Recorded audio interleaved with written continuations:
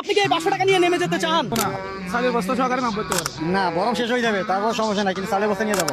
আপনি ক্যামেরার দিকে তাকায় আমি আই লাভ ইউ বললাম, আমি আপনাকে পুরস্কার হিসেবে দেব 100 টাকা। ইনশাআল্লাহ জিতবো, কেউ হারাতে পারবে না। এই যে দেখতে পাচ্ছেন তিনজন রিকশাওয়ালা মামা, যাদেরকে আমি দাঁড় করিয়েছি বরফের উপরে। তাদের মধ্যে শেষ পর্যন্ত যে বরফের উপরে দাঁড়িয়ে থাকতে পারবে সেই পাবে এই চালের বস্তা। আপনি কোন জেলা? দিনাজপুর জেলা। দিনাজপুর জেলা। আপনি কোন জেলা? পিরোজপুর। আরে পিরোজপুর জেলা। আপনি কোন জেলা? চট্টগ্রাম জেলা। চট্টগ্রাম জেলা। দর্শক দেখা যাক আজকে কে হয় বিজয়ী। এই গরম দিয়ে বরফের উপরে দাঁড়িয়ে থাকতে কেমন লাগতেছে? ভালো লাগতেছে। ভালো লাগতেছে। আপনার কেমন লাগতেছে বরফের উপরে এই গরম দিয়ে? ভালো লাগতেছে। ভালো লাগতেছে।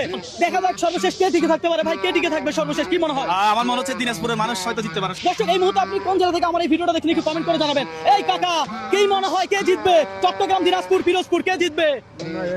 দিনাজপুর। দেখা যাক কাকা কে জিতবে, কি মনে হয়? দিনাজপুর। দিনাজপুর। আন্টি কে জিতবে, কি মনে হয়? দিনাজপুর। আরে সবাই দেখি দিনাজপুরের সাপোর্টার। দর্শক আপনি অগ্রিম কমেন্ট করেন যে আসলে কে জিতবে। কমেন্ট করেন অগ্রিম, দেখি আপনাদের অনুমান সঠিক হয় কিনা। তো টাকা দিলে কে নামে? এখন যদি কেউ হার মানেন আমি 1000 টাকা ক্যাশ দিব। আপনারা কি রাজি আছেন? রাজি আছেন? আপনি কি রাজি আছেন? আপনি কি রাজি আছেন?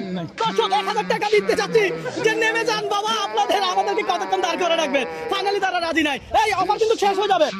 অফার শেষ করে দিব। 1000 টাকার কেউ রাজি না হাতে ধরো। 1000 টাকার অফার এখানেই শেষ। দেখা যাক শেষ পর্যন্ত কে টিকে থাকে। মামা আপনি কি নামবেন না? না, বরং শেষ হয়ে যাবে, তারপর সমস্যা নাই, কিন্তু চালের বস্তা নিয়ে যাবো। চালের বস্তা নিয়ে যাবো। নামবেন না? নামবো না, চালের বস্তা সহকারে নাম করতে পারে। মাশাআল্লাহ। এই মুহূর্তে আমার কি করা দরকার?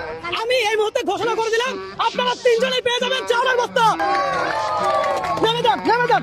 আমি আজকে নিজেই হার মানলাম। দর্শক বরফে পুরো পায়ের ছাপ বসে গেছে। ওনাদের শারীরিক একটা ব্যাপার আছে, হ্যাঁ, পরিবারের কথা চিন্তা করে এখানে ওনারা দাঁড়াই থাকবে। তো আমি চাই না ওনাদের কোনো সমস্যা হোক, ওনাদের কোনো চাপ হোক, কোনো প্রেশার হোক। তার জন্য আমরা আজকে এই ধরো তো, এই যে চালের বস্তা নিয়ে আসলাম তিনটা।